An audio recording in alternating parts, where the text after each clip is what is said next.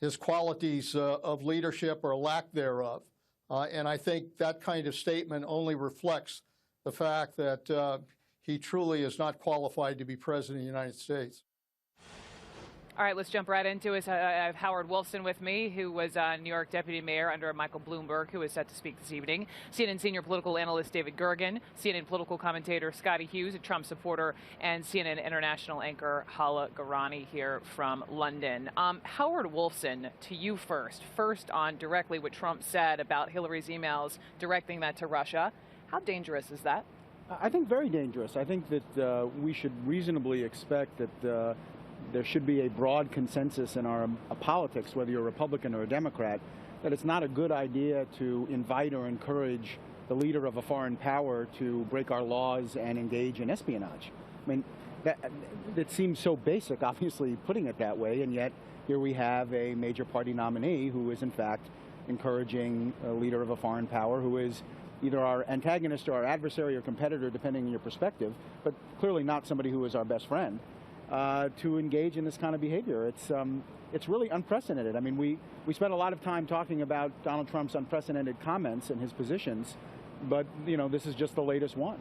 Scottie, espionage. How do you defend that? Well, it's not defending because there's nothing there. Hillary Clinton, let's be clear what this is all about. This is about an illegal server that was not given permission for, that she knew she did not have permission for. Talk about unprecedented. You have the leader of a Democratic Party that was under FBI investigation.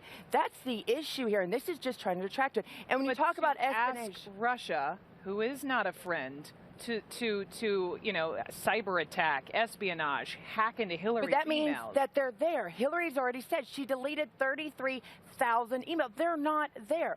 This just shows right now whoever, if they have any access to them. Now, Hillary has time and time again said it was just yoga, it was cookie recipes, it was her wedding plans were on there. Obviously not, especially considering Comey. This is all to detract from the idea that Hillary Clinton did an illegal action, she knew what she was doing, and she should have been prosecuted by the FBI in the first place. David Gergen, weigh in, please, sir. Well, I must tell you, it's bizarre. At first, when I heard him, I thought this must be a poor, tasteless joke. You know, that he's basically saying, hey, Russians, as long as you're hacking us anyway, why don't you go over and see if you can find Hillary Clinton's missing emails? Nobody else can. Why don't you guys do it? I thought, that's a terrible joke. But now it may be that it's serious. And if it's serious, it's outrageous. And he is, that crosses way over the line. And this is the second time in a week he's done things that are dangerous to national security. The first time was on NATO. When he went to North Carolina and doubled down in the last few days on his statement, a wavering commitment on NATO, the most important alliance we have in the world. It sent real shockwaves through Europe. Then he doubled down and said, I think we'll just walk out if I'm president, and that'll force him to pay up. That, you know, think about how carefully the British tried to resolve the issue of Brexit. They had weeks and weeks and weeks of thinking about this. He casually said, we're going to walk out of NATO. That's what's dangerous about this, and that's where I think he leaves himself so vulnerable. Your point is well taken, but it's still, he has so many thoughts that are reckless that most people would hold to themselves, and he just blurts them out. There have all, you know, been allegations flying high, and I'm looking at you. You know, is Trump in cahoots with Putin? He says he's never met him. What has the Kremlin said in response to all of these allegations? So the Kremlin is essentially saying they, at their level, are in no way responsible for this. However, it appears as though Russian hackers, whether they are under the direct orders of the Kremlin or whether they're acting unilaterally and independently, are behind this.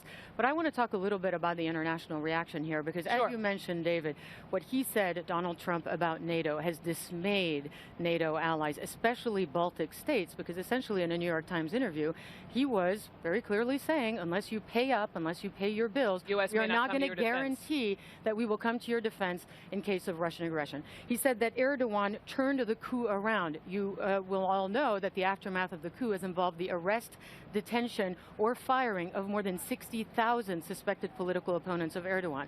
Some of these comments that he's making are causing world leaders, especially the U.S.'s closest allies, to think what will be in store for us if this man becomes president of the United States. And this is what, being based in London, I am hearing every single day. Sure you are. And Brexit, you mentioned on Brexit. Very important. He went to Scotland and said to the Scots, congratulations, you just exited the UK. Of course, Scotland voted to remain in the UK, and there is a very high chance that Scotland will now conduct its own referendum and break away from the United Kingdom, therefore completely changing the country from the United Kingdom to just a conglomeration of possibly 3 states rather than 3 nations rather than 4. So international reaction, international repercussions here. Let me just also hone in, Howard, on the tax returns. You know, he said he will not be releasing his tax returns.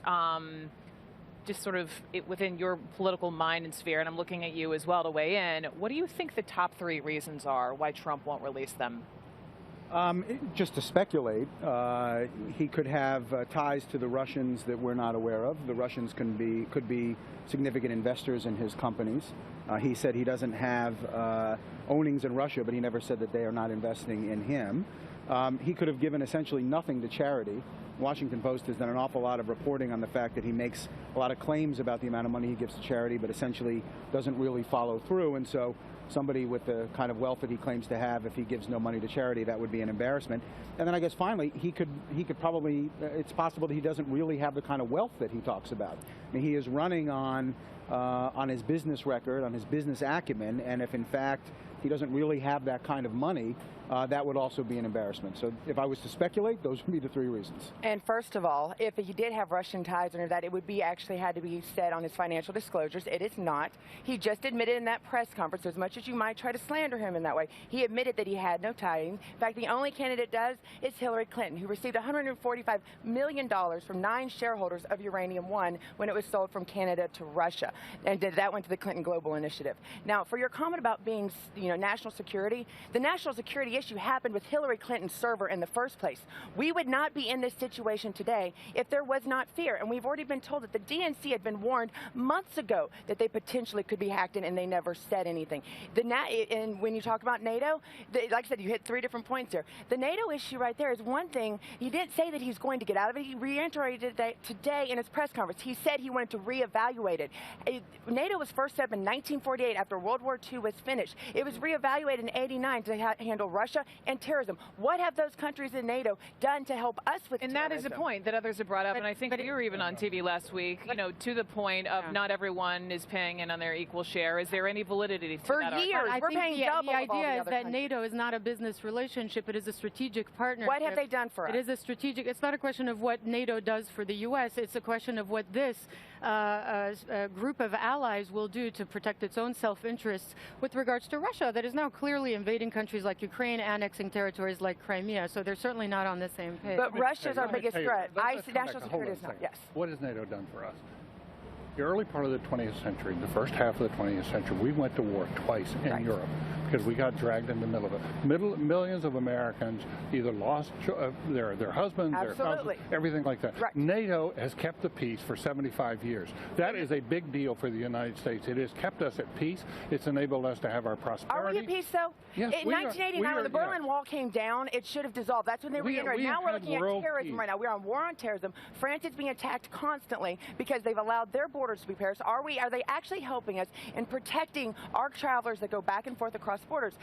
He's not saying he's going to withdraw with it. He just says we need to renegotiate the terms and let them pay their own fair share. We're holding the burden of double. The Baltic states he was referring to do pay 2% of their GDP. There's 5 countries that do. There's a lot. There's 3 times more that do not. Listen, the issue, it's a perfectly fair issue to say they ought to pay their way. It's a very dangerous thing to start throwing a hand grenade into the middle of NATO in order to force the issue. Most presidents do not do that. They're more prudent and they get results. Ronald Reagan could get results without having to go to war like this over the airwaves.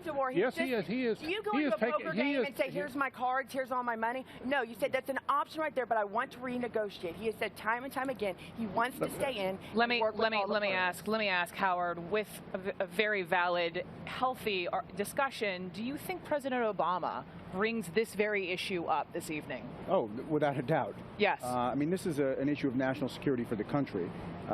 It is dangerous for a presidential candidate to suggest that the United States will not honor its treaty commitments. Even though he's not president, our allies hear that in a very adverse way. and suggesting that Russia hack into the server of one of the candidates running for president is a national security issue. And I can't imagine the President of the United States not addressing a national security issue like this at a speech tonight. Okay. Scottie and Howard and Hala and David, thank you. Thank you. Thank you.